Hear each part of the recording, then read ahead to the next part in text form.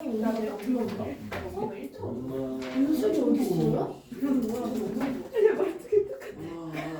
야 그래서 새우쌤이 윤석이가 안 왔어요. 저희 잠수탄이라는 거 아니야? 그랬더니 데스크 쌤 애들이 다 나갔는데 윤석이 안 왔어요? 그랬더니 이 아줌마가 이러는 거야. 이렇게 우리 언제 맨날 아줌마, 아저씨, 맨날 이렇게 바뀌어야.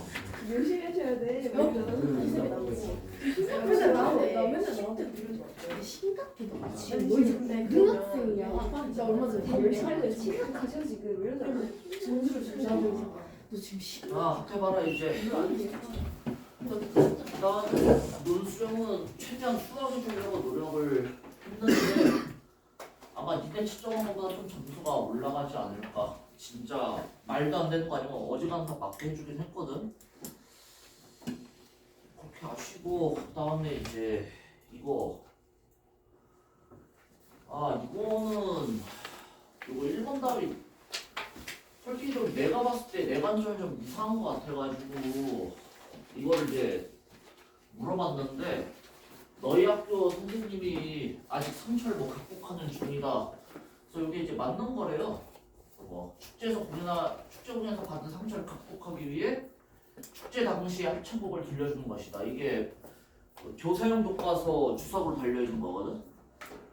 아까 이게 맞는 말이야. 그 다음에 이제 실제로 시험에 나오면은 이렇게 쓰는 게 가장 정확해요. 일단은 지금은 딴 것도 다 맞게 했거든. 뭐 이제 상처 극복한 걸 뭐 보여주기 위해서라든지 아니면은 뭐 이제 다름과 개성의 가치를 보여주기 위해서라든지 이런 거 다 일단 맞게 하긴 했는데 실제 시험에서는 이렇게 쓰는 게 가장 정확하다고. 요거 말을 좀 알아두란 말이야. 알겠지? 이것도 지금 보면 뭐 엇박자 뒤에게 예의와 존중을 표하는 것이다. 쓴 것들 일단 다 맞게 하긴 했는데 이 앞에 말도 써줘야 돼요. 이거 엇박자 뒤가 뭘 했기 때문에 예의와 존중을 표했는가에 대해서 좀 정확하게 써줘야지 아마 실제 시험에서 맞게 해줄 거야. 알겠지? 그 다음에 부분들도 서술형 대부분 잘 쓰긴 했는데 그 좀 문장 막 이상하게 쓴 사람들은 좀 답지 보고 제대로 최대한 쓸 수 있게끔 연습을 좀 하시고 알겠죠? 그래서 오늘은 이제 나머지 시간은 그 교과서 외의 그 지문 나눠서 봅시다.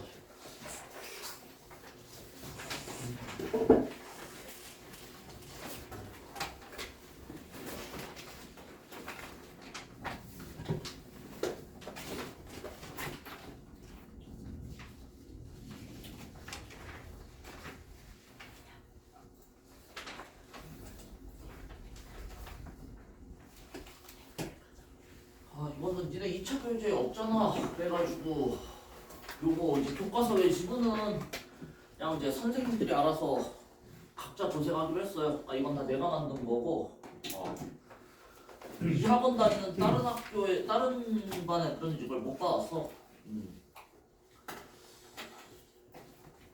그래서 지금 이게 시간이 많지가 않기 때문에 니네 그 필기하는 시간 아끼라고 최대한 내가 다 주석을 달아놨거든. 그래서 그냥 요거 보시면 돼요. 그 다음에 이제 중간중간에 추가로 필기할 거 있으면 같이 하면 되고. 그래서 먼저 이제 남신의 주 유동 박시봉방이라는 시부터 먼저 봅시다. 자, 이거 쓴 사람은 이제 백석이야, 백석. 백석이 또 시 중에 어떤 거 썼었어? 수라 썼지? 수라 쓴 사람이에요. 자, 그래서 이 시가 어떤 내용이냐면은 지금 일단 남신의주 유동 박시봉방이 이게 주소야, 주소. 신의주라는 도시가 북한에 있어요. 그 이제 신의주 중에서도 이제 남쪽 남신의주에 그다음에 뭐 이제 유동, 뭐 이제 하안동, 철산동 할 때 그 동이야. 유동에 박시봉이라는 사람의 방이 지금 얘네 집의 주소거든. 그래서 이제 시 제목이 자기가 현재 있는 주소인데 진짜 자기 집이 아니라 자기가 이제 새들어 살고 있는 집. 박시봉이라는 사람의 집에 지금 새들어 살고 있어. 자, 그래서 이거를 이제 발신 주소야. 그리고 이 시가 편지예요, 편지. 알겠지? 이 시가 이제 편지글 형식이야, 편지글 형식. 그래서 내가 이렇게 살고 있다라고 자기 근황을 알리고 있는 편지 형식이다. 그게 이 시의 내용이라고. 알겠지? 자, 그럼 한번 내용을 살펴봅시다. 자, 보면은 이제 처음에 어느 사이에 나는 아내도 없고 또 아내와 같이 살던 집도 없어지고 그리고 살뜰한 부모며 동생들과도 멀리 떨어져서 자, 여기까지 봤을 때 이제 화자의 상황이 어때요? 여기 나와 있는 거 그대로 가족들하고 헤어지고 아내랑도 헤어지고 그 다음에 집도 사라지고 되게 이제 불행한 상황이야. 그렇지? 가족들이 뿔뿔이 흩어지고 이제 집도 잃어버린 어려운 상황이 나타난단 말이야. 그래서 이 시도 우리 수라랑 마찬가지로 안에 줄거리가 있어. 그래서 줄거리가 있는 시를 우리가 서사적 구조가 있다라고 했죠. 이 시도 마찬가지로 서사적 구조가 나타난단 말이야. 오케이? 그리고 이제 지금 보면은 가족들하고 다 멀리 떨어졌기 때문에 어떤 그 이제 상실감하고 고독감, 그 다음에 이제 가족들과의 거리감, 소외감 이런 이제 정서가 나타난단 말이야. 알겠죠? 그리고 보면 이제 없고 없어지고, 없다, 없고라는 말이 반복되면서 이제 상실감하고 고독감을 이제 강조하고 있고요. 알겠지? 자, 그러면서 이제 그렇게 떨어진 상황에서 내가 뭘 하고 있냐면은 그 어느 바람새인 쓸쓸한 거리 끝에 헤매이었다.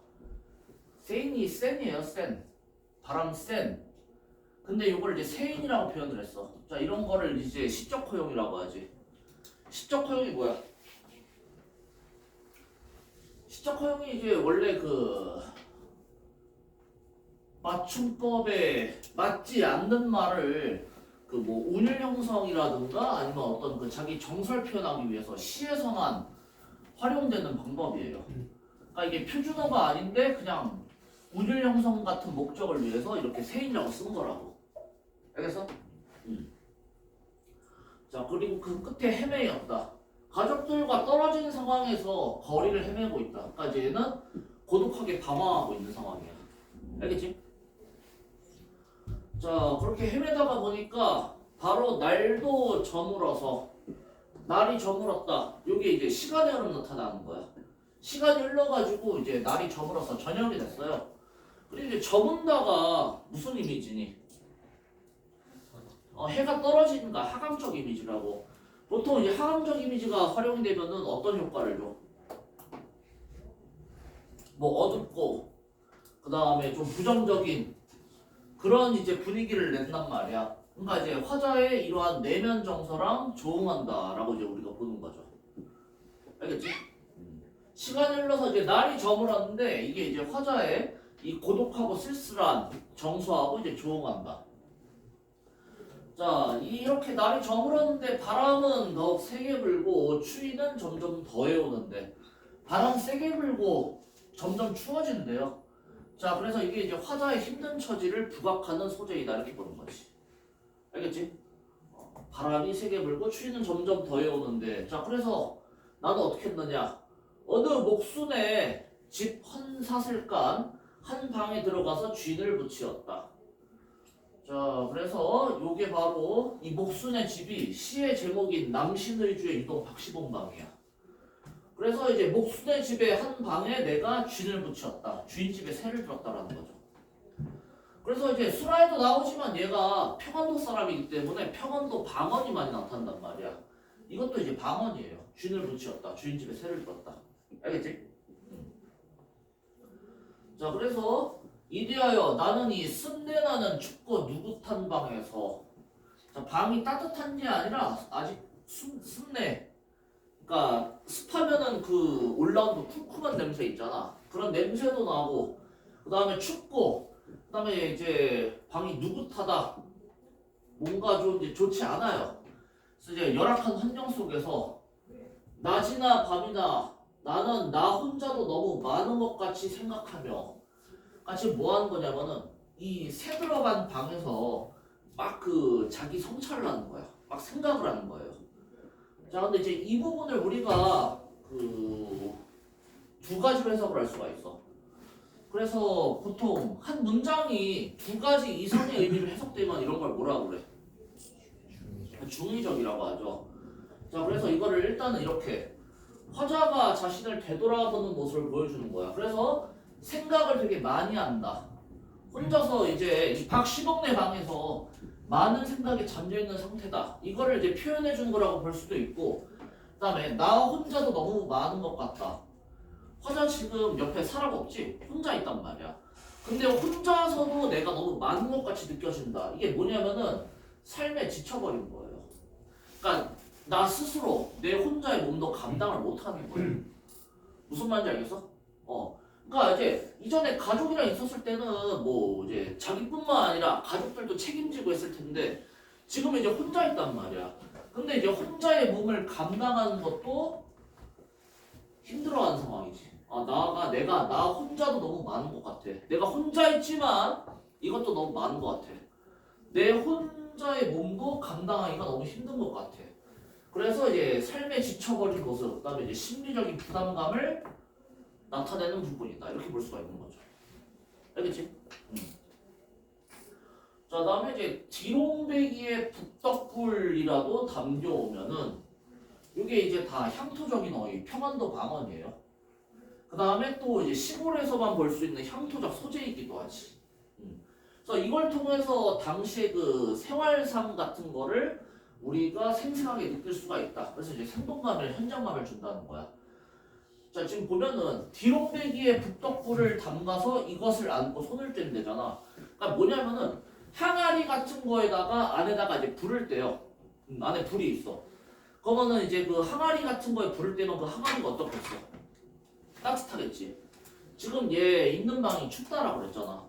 그러니까 지금 난방이 잘 안 되니까 이 디롱뱅이에 불 안에 불을 넣어서 항아리 따뜻하게 만든 다음에 그거를 내가 안고 있는 거야. 그럼 어때? 따뜻하겠지. 그렇지? 그래서 이 부분을 통해서 옛날 사람들은 이런 식으로 추위를 극복했구나 라는 이제 당시의 생활상을 우리가 알 수가 있다라는 거죠. 알겠지?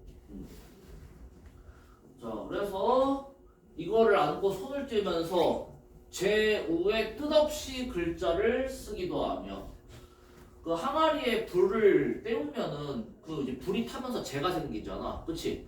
그 재 위에다가 막 이렇게 글씨를 쓰는 거야. 그리고 또 문 밖에 나가지도 않고 밖에 나가지도 않고 자리에 누워서 머리에 손깍지 베개를 하고 불기도 하면서 이렇게 머리에 손깍지하고 이제 뒹굴뒹굴 하는 거야. 그래서 지금 화자의 행동들이 다 묘사가 되고 있어요. 근데 이게 다 뭘 보여주는 거야? 무기력한 모습. 그러니까 뭔가 생산적인 행동을 안 하잖아. 아무 의미 없는 행동들. 그냥 제 위에다가 아무 뜻없는 글자 막 쓰기도 하고. 니네 그런 거 있지? 그 어릴 때 많이 하는 장난. 그 겨울에 추울 때 차 타고 가면 여기 성액이잖아. 그럼 여기다가 무슨 뭐 서준이 바보 막 이런 거 쓰고 장난치는 거, 그렇지? 그런 거 하는 거야. 아무 의미 없이. 다 이제 무기력한 행동을, 무기력한 모습을 보여주는 거다. 이렇게 보는 거야. 알겠죠? 뭐 얘가 무기력한 이유는 알겠죠? 지금 상황이 너무 안 좋잖아. 그래서 이제 너무 안 좋은 상황 속에서 뭐 이걸 극복하려는 어떤 의지를 갖는다기보다는 그냥 지쳐버린 거예요. 그래서 지금 이러고 있는 거야. 알겠지? 이게 다 서사잖아. 서사적 구조. 자, 그래서 이렇게 하면서 뭐 하냐면은 나는 내 슬픔이며 어리석음이며를 소처럼 면하여 새김질하는 것이다. 소가 이제 되새김질을 한단 말이야. 되새김질이 뭐예요? 음식을 먹은 다음에 그거를 바로 소화시켜가지고 양분으로 쓰는 게 아니라 얘는 이제 뱃속에다가 저장을 해놨다가 식량이 부족할 때 이 뱃속에 있는 식량을 다시 꺼내서 그거를 막 다시 씻고 그거를 이제 비유적으로 표현한 거죠. 내가 지금 내가 갖고 있는 슬픔, 어리석음들을 안에다가 내 몸속에 넣어뒀다가 자꾸 꺼내가지고 그거를 이제 되새긴다. 알겠지? 그러니까 계속해서 이제 슬픔하고 어리석음을 계속해서 이제 이런 걸 이제 좀 어려운 표현으로 반추한다라고 그래요. 내가 왜 그런 일을 했을까 하면서 계속해서 슬픔하고 어리석음을 느낀다라는 거야. 알겠죠? 그래서 이제 자기에 대한 이제 어떤 후회, 성찰하면서 계속해서 슬픔과 어리석음의 정서를 느낀다는 거지. 내가 도대체 그때 왜 그랬을까? 아 진짜 너무 슬프다. 내가 도대체 왜 그때 그런 짓을 했을까? 아 진짜 내가 너무 어리석구나. 어떤 느낌인지 알겠어요? 요즘에 흔히 뭐 이불킥 한다죠? 이불킥.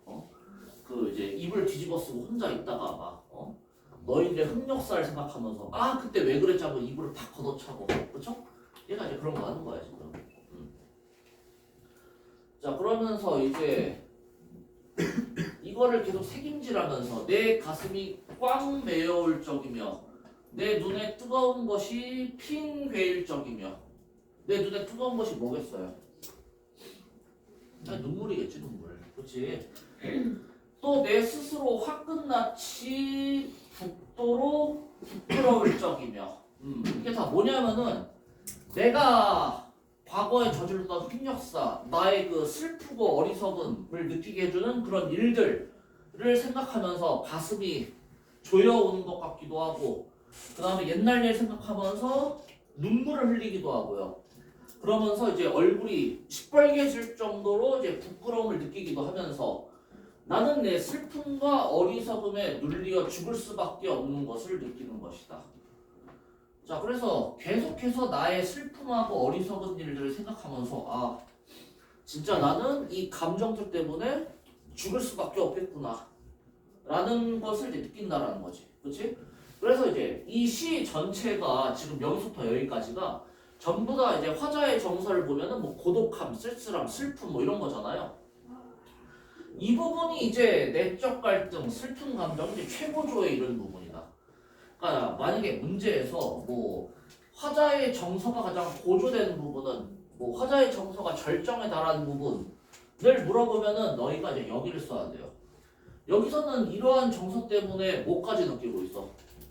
죽을 수밖에 없다. 거의 이제 자살 충동 느끼는 거거든. 그러니까 이 부분이 가장 그 화자의 정서가 최고조에 이르는 부분이다. 이렇게 보시면 된다고. 알겠지? 그래서 자기의 삶에 대한 절망감과 이제 체념적 태도가 나타난다. 여기서부터 여기까지 보면 다 어때? 화자가 무슨 이제 부정적인 상황을 극복하려는 노력을 한 적이 있나? 없잖아. 극복 의지가 전혀 나타나질 않아요. 그리고 여기에서는 이제 다 포기하고 죽어버릴까? 이런 이제 체념적 태도가 나타나는 거지. 알겠지? 그래서 자신의 슬픔과 어리석음에 압도되어 극심한 절망감을 느끼고 있다라고 표현을 하는 거야. 자살 충동을 느끼고 있다. 알겠죠? 자, 그리고 이제 그러나 너희들 그 독서 배울 때 보통 이제 그러나 나오면은 뒤에 어떤 내용이 이어져? 그러나 뒤에는 앞에랑 이제 반대되는 내용이 이어져요. 그래서 이제 시에서도 마찬가지야. 자, 그러면은 이제 앞에서 나타났던 화자의 정서하고 태도하고는 이제 상반되는 그런 정서 태도가 나타날 거란 말이야. 이런 식으로 이제 시에서 화자의 어떤 정서랑 태도가 급격하게 변하게 되면은 우리가 그걸 뭐라고 표현하느냐? 시상의 반전 또는 이제 전환이 일어난다라고 해. 화자의 정서, 태도, 뭐 상황 이런 게 이제 급격하게 바뀌면은 시상의 반전, 그 다음에 이제 전환이 일어난다고 하는 거야. 알겠죠? 자, 그렇게 이제 죽을 것 같은 절망감을 느끼다가 그러나 잠시 뒤에 나는 고개를 들어 허연 문창을 바라보든가 또 눈을 떠서 높은 천장이에요. 천장을 쳐다보는 것인데 봐봐. 고개를 숙이고 있다가 문창을 바라본다. 높은 데를 쳐다본다. 무슨 이미지야? 상승적 이미지잖아. 그치? 그래서 이제 상승적 이미지를 통해서 희망과 가능성, 그 다음에 이제 화자가 절망에서 벗어나려는 의지를 보이고 있다. 이렇게 해석을 할 수가 있는 거죠. 알겠지? 절망 속에서 이제 그대로 뭐 자살 시도를 하는 게 아니라 얘가 이제 희망을 찾으려고 하는 거라고. 알겠지? 희망을 찾고자 하는 의지가 여기서부터 이제 나타나기 시작한다. 자, 그러면서 이제 이때 나는 내 뜻이며 힘으로 나를 이끌어가는 것이 힘든 일인 것을 생각하고 이것들보다 더 크고 높은 것이 있어서 나를 마음대로 굴려가는 것을 생각하는 것인데 자, 일단 이 부분부터 내 뜻하고 힘으로 나를 이끌어가는 것이 힘든 일이다라는 걸 생각을 해요. 무슨 말이야? 그러니까 주체적으로 자기 힘으로 자기 의지대로 살아가는 것이 어떻다라는 거야. 어렵다라는 거야. 그게 얘 인식이에요. 내가 지금 살고 싶은 방향은 뭐냐면은 예전처럼 이제 가족들하고 같이 이제 모여서 행복하게 살고 싶은데 그게 안 되잖아. 그러니까 내 뜻대로 살기가 어렵다는 거야. 그럼 내가 내 뜻대로 사는 게 아니라면은 어떻게 사는 것이냐? 이것들보다 더 크고 높은 것이 있어서 나를 마음대로 굴려간다라는 거죠. 여기에서 크고 더 높은 것이 뭐야?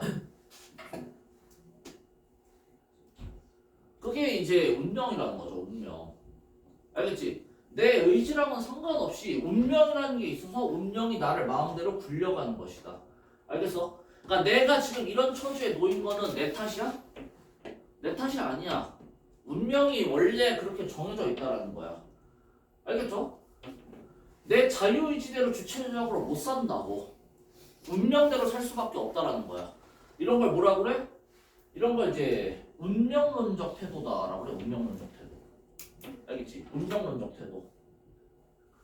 얘는 그가 이제 운명론적 태도를 갖고 있는 거야. 아, 내가 내 힘대로 살 수 있는 것은 불가능하다. 운명이 이끄는 대로 나의 운명대로 살아가야 하는 것이다.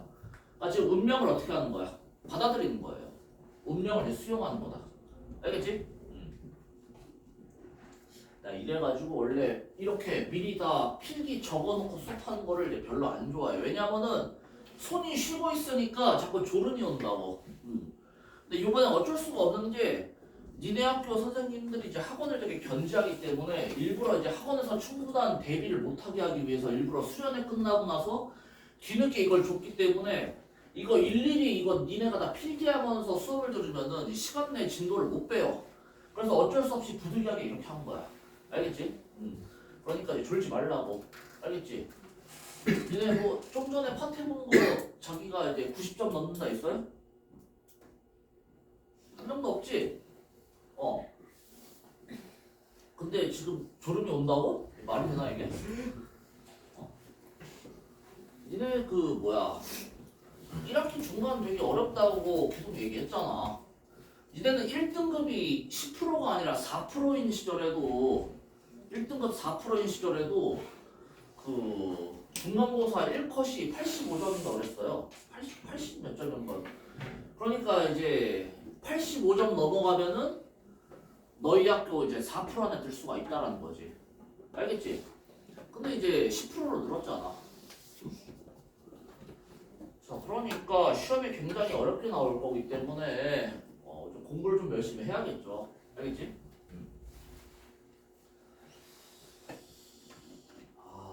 그리고 이제 그 뭐야 수업한 거 외에 그 외부 지문을 이제 같이 내겠다라고 이제 예고를 했기 때문에 근데 우리 그거는 이제 겨울 방학 때 수능 시 수업하면서 좀 나름대로 연습을 했다라고 생각을 하거든.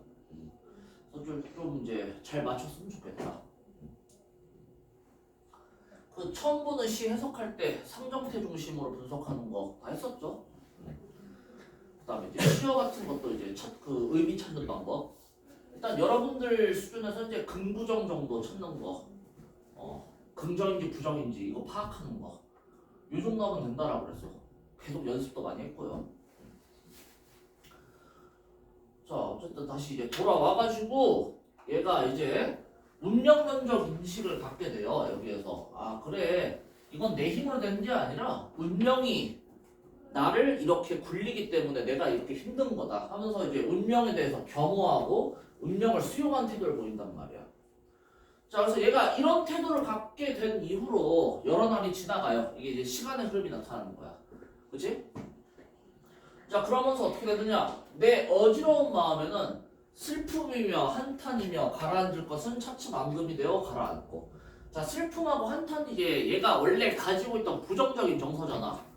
이러한 이제 상황 속에서 얘가 슬픔과 한탄 같은 이제 부정적인 정서들을 갖고 있었어요.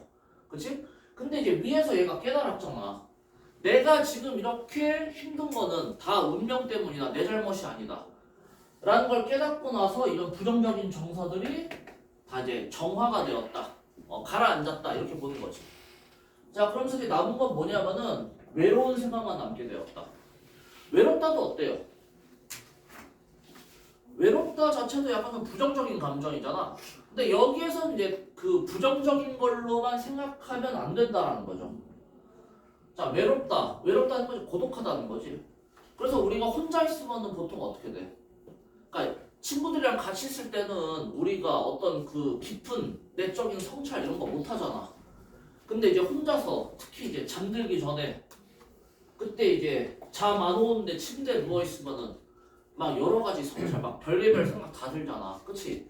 그러니까 이제 그런 거랑 연결을 시켜야 된다고. 그래서 이제 외롭다라는 거는 부정적이라기보다는 얘가 어떤 그 성찰 같은 거를 할 그런 조건이 갖춰졌다. 이렇게 보는 게 맞아요. 알겠지? 부정적이라기보다는 고독과 성찰의 순간을 나타내는 것이다. 이렇게 보라고. 자, 그러면서 이제 이런 게 이제 드는 때쯤에서는 더러 나주 손에 쌀랑쌀랑 싸랑눈이 와서 문창을 치기도 한 때가 있는데, 자, 이건 이제 바깥 배경이야. 얘가 지금 이런 외로운 생각을 하는데 배경을 얘기해 주는 거예요. 자, 보면은 이제 혼자 있는데 눈이 내리면서 바깥에 있는 창을 막 치고 있어요. 그럼 어때? 외로운 정서가 이제 더 심화가 될 거란 말이야.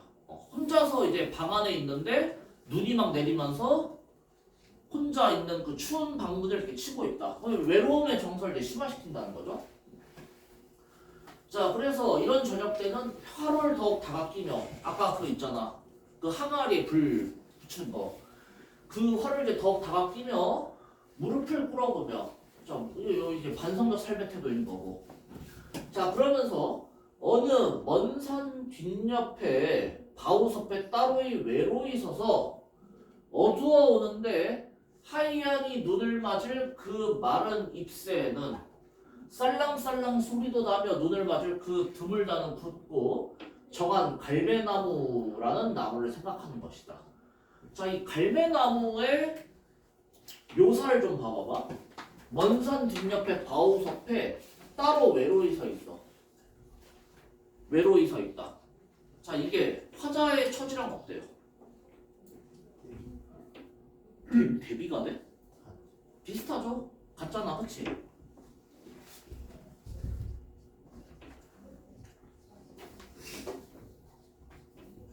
화자의 처지가 비슷해. 그 다음에 여기에서 어두워오는데 눈이 온다. 자, 이게 다 뭐야?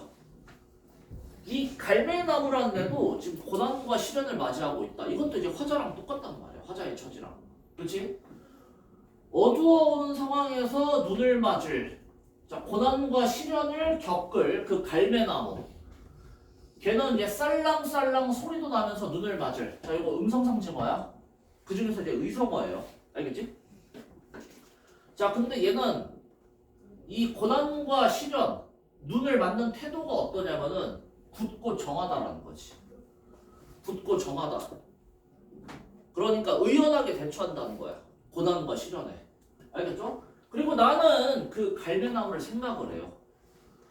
왜? 나도 그 갈매나무처럼 되고 싶으니까. 그러니까 얘가 이제 어떤 깨달음을 얻기 전에 얘 태도는 어땠어? 고난과 시련 앞에서 무기력하고 절망을 느끼면서 거의 이제 죽기 직전까지 갔었잖아. 이제 그런 상황 속에서 얘가 이제 그러나 이후부터 얘가 이제 희망을 찾고자 하는 의지를 보이지. 그러면서 얘가 이제 갈매나무를 떠올리는 거야. 아, 갈매나무란 나무가 있는데 얘는 고난과 시련 앞에서 의연하게 대처를 한다. 흔들림이 없다. 그래서 그걸 생각하면서 나도 그렇게 되고 싶다. 화자가 되고 싶은 대상이 바로 이제 갈매나무라는 거죠. 알겠지? 나도 이 갈매나무처럼 고난 속에서 흔들림 없는 강한 의지를 갖고 시련을 극복하고 싶다. 이렇게 되는 거야. 자, 전반적인 내용 이해가나?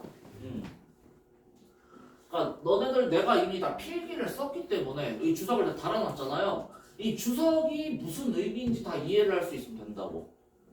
다 이해됐어 지금? 자, 요게 이제 다 요 시의 내용에 대한 내용이고, 내용에 대한 이야기고. 자, 그 다음에 이제 그 표현적인 면을 좀 살펴봅시다. 거기 밑에 보면 작품의 전체적인 특징이 하나 써놨죠. 자, 전체적인 특징을 보면은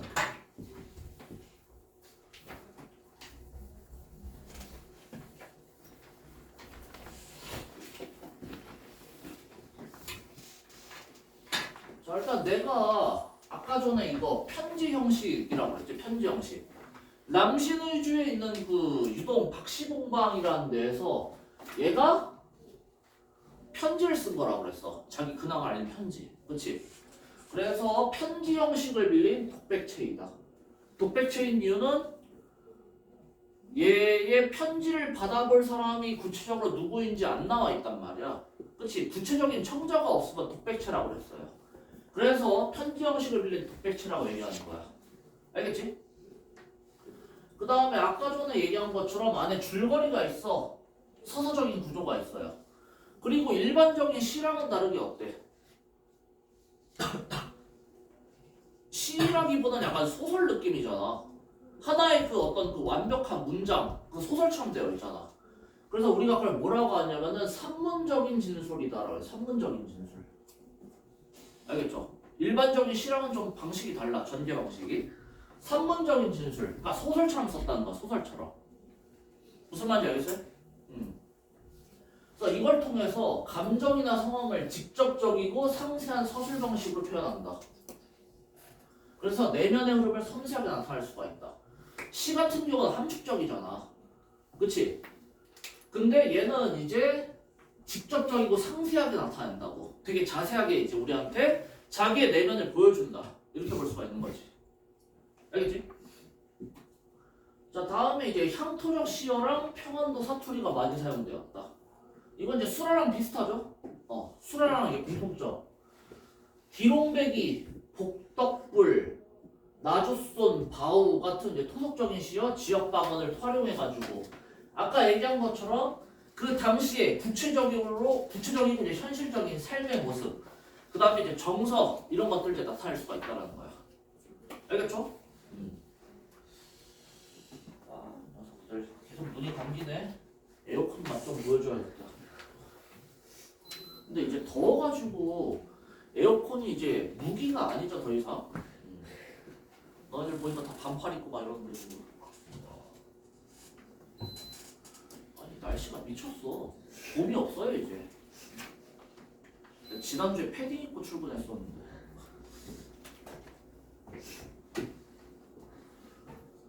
자, 다음에 이제 시상의 극적 반전 구조.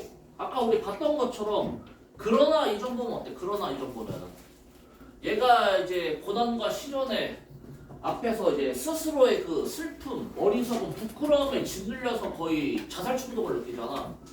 그러다가 이제 그러나 이후부터 어때요? 얘가 이제 삶에 대한 희망을 찾고자 하는 의지가 생겨난단 말이야. 그렇지? 그래서 이제 시상의 극적 반전 구조가 나타난다. 시상의 반전, 시상의 전환. 이거 이제 문학적 개념이기 때문에 너네가 좀 외워둡시다. 자, 뭐가 시상의 반전, 시상의 전환이라고? 화자의 상황, 정서, 태도가 급격하게 바뀔 때. 알겠지? 급격하게 바뀐다라는 거는 이런 거야. 플러스에서 마이너스가 된다든지 아니면 마이너스에서 이제 플러스가 된다든지. 알겠죠? 그러니까 뭐 이런 거 있잖아. 슬픔에서 외로움이 된다. 이런 거는 이제 시상의 반전, 전환이라고 할 수 있어, 없어? 이런 거 안 된다고. 둘 다 마이너스적인 감정이기 때문에. 알겠지? 물론 이제 이 시에서의 외로움은 부정적이라기보다는 뭐라고 그랬어? 그 고독함을 느끼면서 얘가 이제 자기가 성찰하는 순간을 나타내는 거라고 그랬죠. 여기선 좀 다르긴 한데 어쨌건 간에 일반적으로 슬픔에서 외로움으로 바뀌는 것 정도로는 우리가 이제 시상의 반전이 일어났다고 해서는 안 된다. 좀 극적으로 바뀌어야 돼요, 이런 식으로. 알겠지?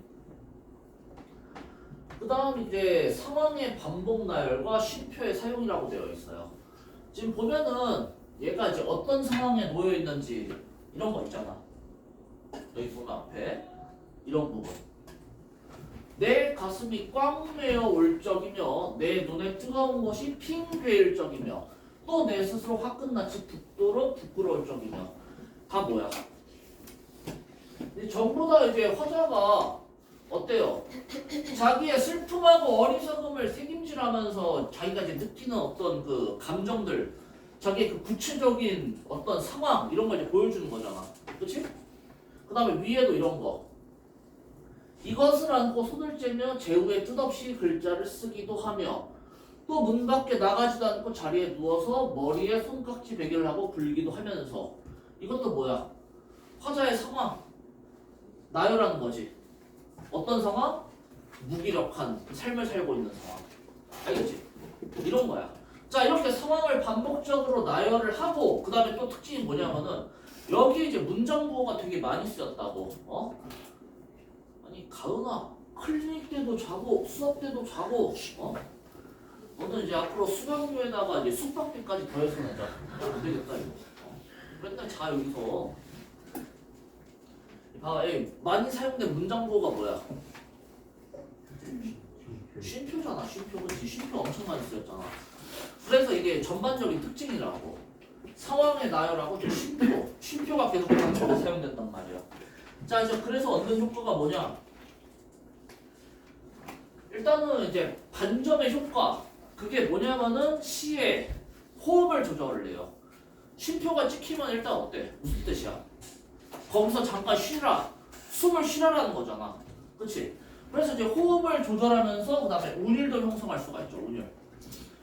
우리 좀 전에 살펴봤듯이 얘가 이제 산문적 진술이거든. 산문적 진술. 그러니까 이제 운율 형성이 원래 어려워. 이게 이제 글 자체가 지금 소설처럼 산문적으로 쓰였기 때문에. 그런데 이렇게 상황을 반복해서 나열하고 쉼표를 써줌으로써 우리가 이제 운율을 형성할 수가 있다는 말이야. 알겠죠? 잘 봐둡시다. 반복적 구조랑 쉼표를 통해서 리듬감을 형성한다. 알겠지? 리듬감, 운율을 형성한다. 이 시의 운율 형성 방식은 쉼표와 상황의 반복적 나열이야. 알겠죠? 자 그리고 이제 진솔한 내면 세계를 사실적으로 고백한다.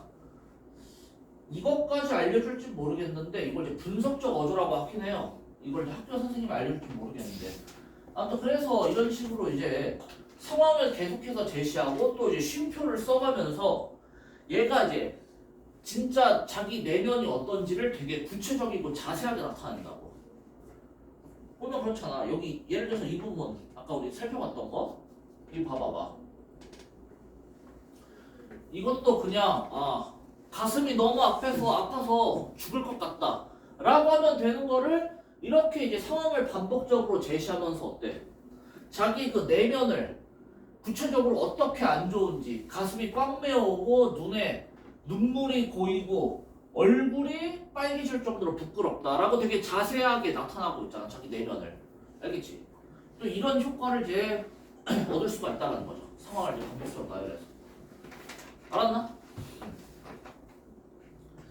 그래서 남신의주 유동 박시봉방은 한 요 정도 알면 될 것 같다.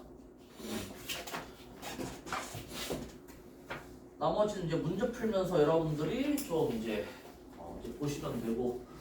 그리고 요거 호흡을 조절한다라는 말 때문에 갑자기 이제 니네 클릭 때 많이 물어보던 거 생각나는데 방문제 기억나죠? 방문제의 특징이 뭐였냐면은 의도적인 행간이 나타나는 거잖아. 그치? 그래서 이제 원래 행을 나눌 필요가 없는 부분에서 행을 자꾸 나누잖아. 그는 뭐 그의 과거와 현재, 미래 이런 식으로. 그치? 자 그렇게 행을 갈면은 호흡을 조절하는 효과가 있어. 근데 호흡을 느리게 할까 아니면 빠르게 할까? 호흡을 느리게 하는 거야. 그치? 왜? 행을 갈면 어떻게 돼? 행을 갈면은 그 부분은 우리가 좀 끊어있게 되잖아. 그러니까 원래대로 하면은 그의 현재와 과거와 미래가 함께하는 것이다를 행을 의도적으로 갈았기 때문에 그는 그의 과거와 현재 그리고 미래 이런 식으로. 알겠죠? 의도적 행간에는 호흡을 느리게 만들어. 이거 좀 알아둡시다. 여기서 이제 쉼표를 통해서 어때요? 호흡을 느리게 만든다라고. 이제 맞겠지? 조절하는데 구체적으로는 쉼표에서는 쉬어가야 되기 때문에 호흡을 느리게 만든다. 알겠죠? 네, 여기까지 질문 잘 모르겠는 거 없나? 오케이. 하나만 더 하봅시다. 오늘은 또 시 4개는 나가야 돼. 왜냐면은 다음 주에 파트 한 번 더 보거든? 2차 파트? 너무 추워? 일단 에어컨을 끌게. 그렇지. 소변은 안 졸지.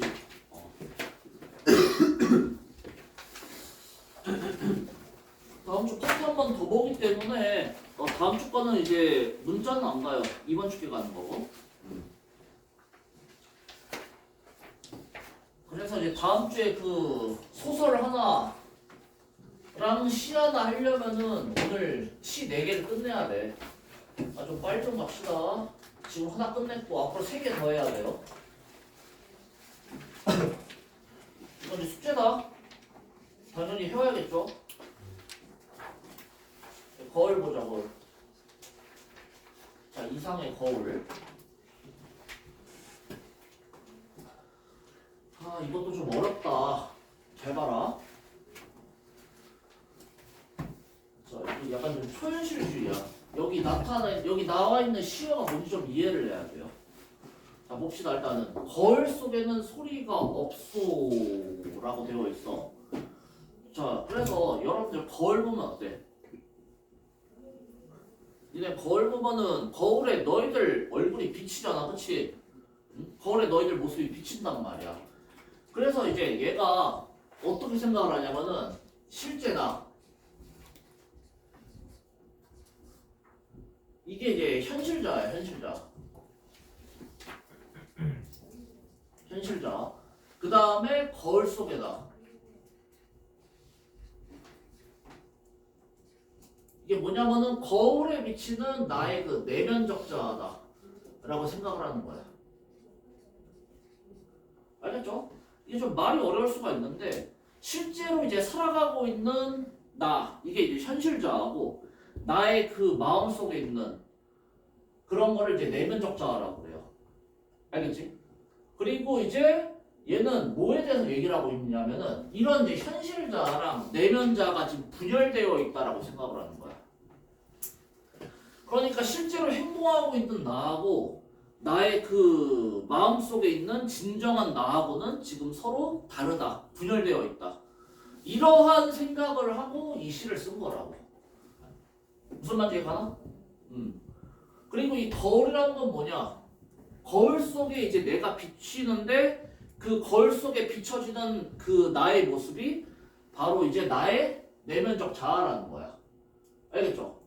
자, 그래서 현실자랑 나의 마음속에 있는 내면 자아는 거울을 통해서 우리가 이제 성찰을 할 수가 있다는 거죠. 그러니까 거울 보면은 거울 속에 비친 나의 모습이 내면 자아라고 했잖아. 그래서 거울을 보면서 얘가 자기 성찰을 하는 거라고. 그래서 성찰의 매개체가 되는 거야. 무슨 말인지 이해됐어요? 거울을 통해서 나의 거울 속 모습을 보는데 거울 속에 나가 내면적 자아라고 그랬잖아. 그치? 그러니까 거울을 보면서 우리가 성찰을 할 수가 있기 때문에 거울이 성찰의 매개체라고. 이해되지? 그리고 이제 거울 속의 세계. 거울 속에는 내면적 자아인 나가 있잖아. 그러니까 거울 속이라는 것은 내면 세계야. 내면 세계. 현실하고 다른 내면 세계. 이렇게 봐야 된다고. 알겠지? 거울이라는 것 자체는 성찰의 매개체이고 거울 안에 있는 나의 모습을 비롯한 이제 거울 속 세계. 그게 이제 나의 내면 세계다. 일단 이것부터 이해를 해야 돼. 알겠다? 수명아, 그냥 일로 와. 내가 더워서 안 되겠다 이거.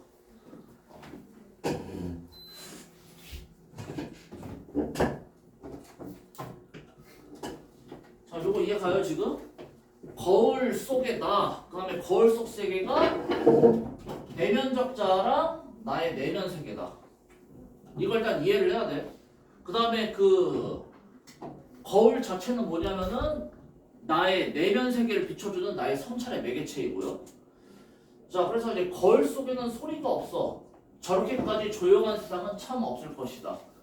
거울 속이 나의 그 내면 세계라고 그랬지. 그 내면 세계는 소리가 없어요. 우리는 이제 다른 사람이랑 소통을 할 때 어떻게? 말을 통해서 한단 말이야. 이 소리가 말이야. 거울 속에 이제 소리가 없다라는 건 뭐냐면은 내가 살고 있는 현실하고 소통이 되지 않는다라는 의미야. 알겠지? 거울 속에 이제 소리가 있어야지 현실에 나랑 소통을 할 텐데 소리가 없어요. 나랑 소통을 못 해. 그래서 이게 뭐냐면은 현실의 나하고 내면의 나하고 지금 단절되어 있다. 나의 그 내면 의식은 현실의 나하고 단절되어 있다. 이런 거 보여주는 거야. 알겠죠? 자, 그러면서 이제 저렇게까지 조용한 세상. 이 세상은 어떤 세상이냐면은 거울 속 세상이야. 그러니까 나의 내면 세계예요. 알겠지? 그러니까 현실 세계랑 내면 세계랑 소통이 일어나지 않기 때문에 되게 이제 조용하다고. 알겠지? 그래서 나의 현실 세계랑 내면 세계는 서로 단절되어 있다. 자아가 분열되어 있다. 이런 거 보여주는 거야. 자, 이거 이해되나? 그래서 거울 밖하고 속에 이제 거리감이 느껴진다는 거야. 서로 단절되어 있어요. 자, 그러면서 이제 뭐라고 얘기를 하느냐? 거울 속 내고 내게 귀가 있다. 내면적 자아에게도 내게 귀가 있어요. 자, 귀는 뭐야? 다른 사람의 말을 이제 들을 수 있게 해주는 거잖아. 그러니까 이게 의사소통의 수단이라고. 그러니까 분명히 거울 속에 내 내면 자아에게도 의사소통의 수단은 있어. 근데 문제는 뭐냐? 내 말을 못 알아듣는 딱 한 귀가 두 개나 있어라고 되어 있어. 여기서 나는 현실자야. 현실자. 그러니까 현실자가 뭔가 말을 하는데 그 말을 거울 속에 나의 내면적 자는 알아들어요? 못 알아들어요? 못 알아듣는다는 얘기야. 알겠지? 자, 그러니까 현실자의 말을 내면자가 알아듣지 못한다는 건 무슨 말이냐? 나의 자아가 분열돼가지고 이제 여기 나와 있는 것처럼 단절되었거든. 그러니까 내가 말을 해도 알아먹지 못해. 의사소통이 안 돼. 자아 분열. 알겠죠? 그래서 이제 나의 자아가 분열돼서 자아끼리 단절된 상황. 여기에 대한 화자의 정서는 이제 딱하다. 안타까움을 느끼고 있다라는 거지. 알겠지? 이거 무슨 말인지 가져 지금? 의사소통의 수단인 귀가 내면자한테 있는데 걔가 내 말을 현실자인 나의 말을 알아듣지 못한다. 자아의 분열, 그 다음에 현실자와 내면자의 단절을 나타내는 것이다. 다음에 거울 속에 나는 또 이제 왼손잡이야. 자기가 왼손잡이다. 다 오른손잡이야? 그러니까 이상도 이제 오른손잡이에요. 근데 거울 속에 나는 왼손잡이야. 그러니까 현실의 나하고는 이제 상반되는 모습이야. 알겠지? 그러니까 지금 내면자랑 현실자랑 똑같아. 그럼 분열될 일이 없겠지. 근데 현실자랑 내면자가 서로 다르기 때문에 분열이 되는 거 아니야. 다르기 때문에. 자, 그래서 그거 얘기하는 거예요. 내면자는 현실자랑 상반되는 모습을 가지고 있어. 자, 그리고 내가 악수를 청해요. 근데 내 악수를 청하면은 악수 받을 수 있어, 없어? 니네 오른손하고 왼손이랑 악수할 수 있냐? 수빈이 나랑 한번 악수해보자. 자, 왼손 내밀어 봐봐.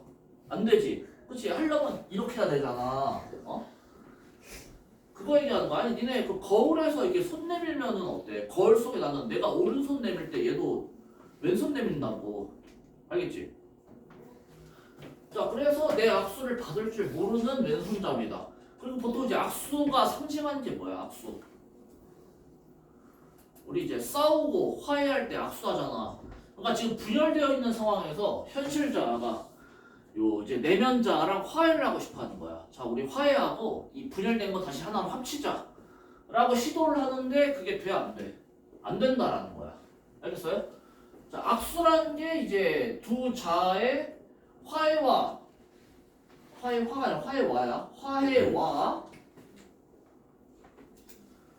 소통을 시도하는 건데 그게 실패한단 말이야. 그러니까 자아의 단절과 분열이 점점 심화되는 거야. 고쳐지질 않아요. 나아지질 않아. 알겠지? 자, 여기까지 이해되죠? 다음에 거울 때문에 나는 거울 속에 나를 만져보지를 못하는 구려마는 거울 아니었던들 내가 어찌 거울 속에 나를 만나보기만이라도 했겠어.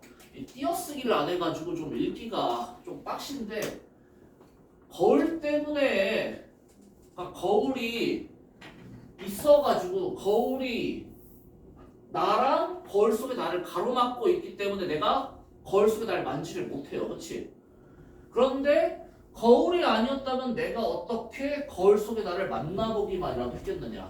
또 반대로 얘기하자면은 거울이 내 모습을 비춰주기 때문에 내가 내면적 자아를 볼 수가 있다라는 거야. 사실 거울이 이중적 의미를 갖는다라는 거지. 나랑 현실의 자아랑 거울 속의 나, 내면 자아를 만져보지 못하게 하는 단절의 의미를 갖고 있으면서 동시에 어때? 거울을 통해서 나의 내면 자아를 보여준단 말이야.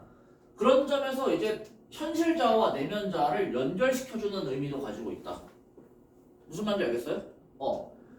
내가 거울 면 때문에 거울 속에 나를 만지지 못한다는 점에서는 단절.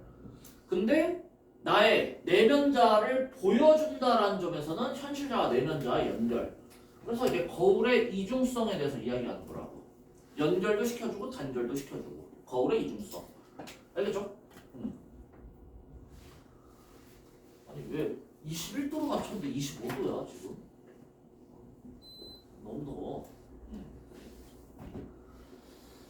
자, 그래서 나는 지금 거울을 안 가졌어만은 거울 속에는 늘 거울 속에 내가 있어. 자, 여기서 이제 거울의 이중성에 대해서 얘기한 다음에 이 부분 이해를 잘해야 되는데, 내가 지금 거울을 안 가지고 있는데 거울 속에는 늘 거울 속에 내가 있어. 이게 무슨 말이냐면은, 니네들 있잖아. 거울에 너희들의 모습을 비추려면은 니네가 거울 앞에 서야 되잖아. 그치? 근데 이제 거울 앞에 너희가 안 서 있는데 거울 속에 너희가 존재한다라는 거야. 괴담이죠 거의. 또 이제 그 귀신 영화 보면 많이 나오잖아. 앞에 딱 거울 있는데 내가 막 행동할 때 거울이 나랑 똑같이 행동하다가 갑자기 그런 거 있잖아. 내가 딱 고개 이게 허리를 딱 숙여서 뭘 줍는데 거울 속에 내가 이렇게 막 쳐다보는 거야. 알겠지? 이런 느낌이야. 근데 이거는 이제 공포 영화가 아니라 현실자가 내면자랑 지금 계속 분리되어 있다, 단절되어 있다 얘기하잖아요. 자아가 분열되었다. 그러니까 현실자랑 내면자가 일치하지 않기 때문에 내가 거울 앞에 서지 않아도 얘는 이제 따로 있는 거야. 그러니까 이게 뭐냐면은 그냥 자아 분열 얘기하는 거예요. 자아 분열. 알겠지? 자, 그리고 이게 역설적 표현이지. 역설적 표현. 내가 지금 거울을 안 가지고 있다. 그러니까 내가 거울 앞에 서지 않았는데도 거울 속에는 늘 거울 속에 내가 있다. 내가 거울을 안 가지고 있는데 거울 속에 내 모습이 비추고 있다. 말이 안 되잖아. 그러니까 이게 역설적 표현이야. 그리고 역설적 표현은 여러분들이 중학교 때 이렇게 배웠을 거라고.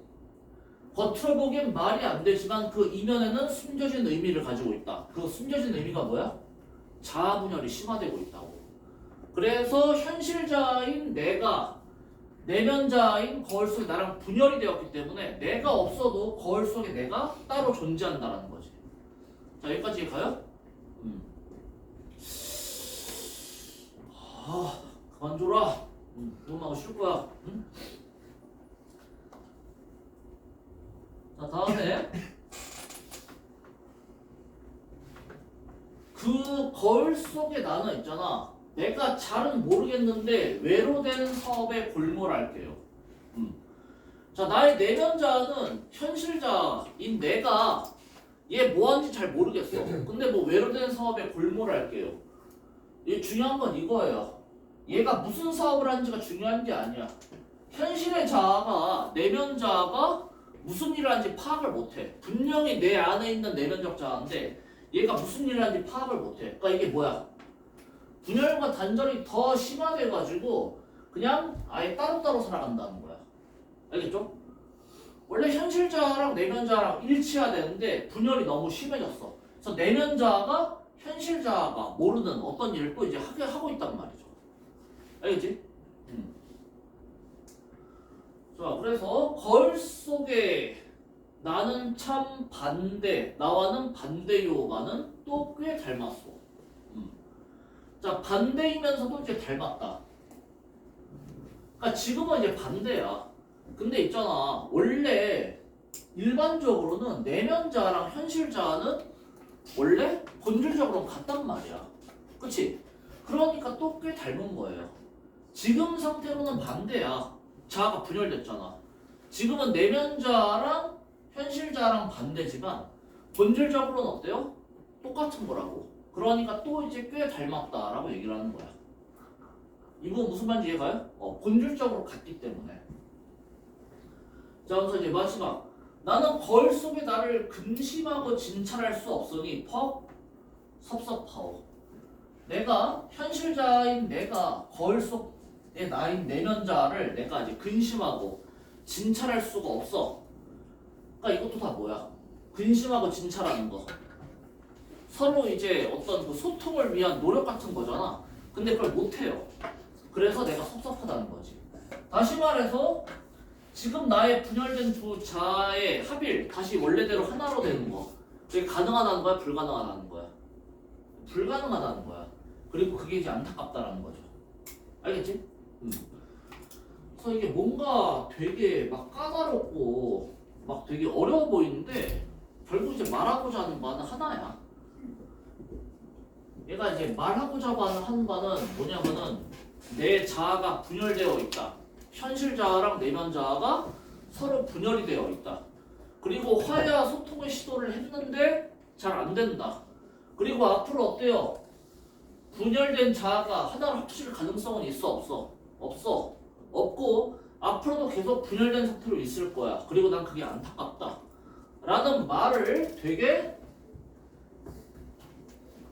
여러 연에 걸쳐서 다 재진술을 하고 있다. 이렇게 보시면 된다고. 알겠지? 다 똑같은 얘기야. 자, 이해가나?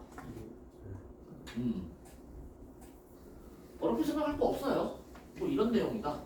자아 분열이 심해지고 이게 하나로 합쳐질 가능성이 보이지 않는다.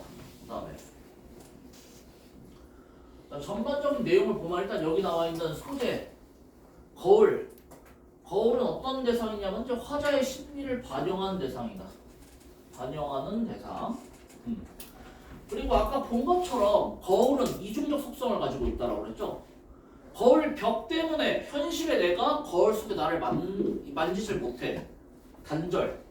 그 다음에 거울 때문에 내가 거울 속에 나 내면적 자아를 볼 수가 있어. 매개, 뭐 연결 이런 특성을 모두 지닌 이제 모순적인 사물이 바로 이제 거울이라는 거지. 알겠지? 자, 다음에 이제 인간의 자아 분열과 갈등의 양상을 그려냈다. 이게 이제 전반적인 내용이잖아, 그냥. 자, 그래서 현실적 자아, 거울 밖에 나, 내면적 자아, 거울 속에 내가 화해하지 못해서 갈등하고 심리적 불안감을 느끼는 현대인의 상태를 형상화하였다. 그래서 얘가 이제 보면 어때요? 악수를 청하는데 악수를 못해. 그리고 거울 속에 나도 귀가 있는데 내가 하는 말을 듣질 못해. 거울 속에 나하고 거울 밖에 나 사이에는 어떤 소통이 존재하지가 않아. 그래서 거울 속에 나 거기 소리가 없다라고 표현하지. 그렇지? 소통이 안 되기 때문에. 그래서 지금 여기 기반해가지고 이 시에 사용된 시어들이 어떤 의미를 갖는지 이거 다 이해할 수 있으면 된다. 일단 다 적어놨어요. 알겠지? 그 다음에 이제 뭐 보면 알겠지만 띄어쓰기가 없이 문법적 규칙을 파괴하였다. 띄어쓰기 없이 문법적 규칙을 파괴하였다.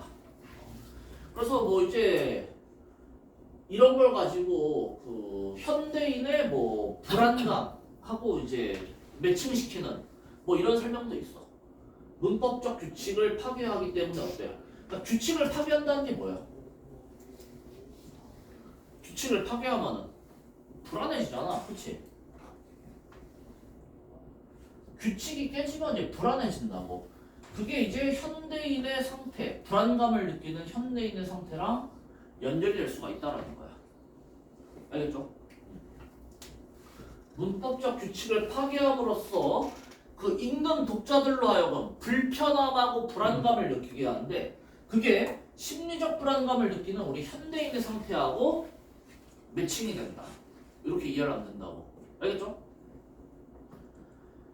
그 다음에 이제 자동기술법이라는 게 있는데 자동기술법이 의식의 흐름이랑 이제 비슷한 말이에요. 자동기술법, 의식의 흐름 비슷한 말이에요. 그러니까 이게 뭐냐면은 자동기술법이라는 게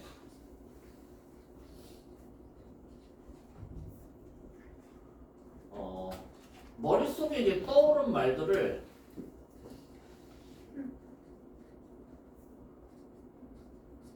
그대로 서술하는 거야. 필터링을 거치지 않아. 머릿속에 어떤 생각이 떠오르면은 그거를 어떤 뭐 정리라든가 여과하지 않고 그대로 이제 글로 적는 거. 이걸 이제 자동기술법이라고 그래. 의식의 흐름이라고 하기도 하고요. 자, 그래서 여기서 보면은 효과가 이거잖아. 내면을 여과 없이 표현한다. 왜? 그냥 머릿속에 떠오른 말을 그대로 글로 옮겨놨기 때문에. 그래서 내면을 여과 없이 표현한다. 이러한 이제 효과를 갖게 되는 거죠. 알겠지? 다음에 이제 역설적 표현을 통해서 분열된 자아의 모순성을 드러낸다. 여기 역설적 표현 어디 있어? 이거 두 개. 이 두 가지를 통해서 뭐야? 자아 분열이 이제 심화되고 있다. 분열된 자아가 서로 이제 모순적이다. 자아 분열이 심화되고 있다. 이런 걸 이제 나타내고 있단 말이야. 알겠지?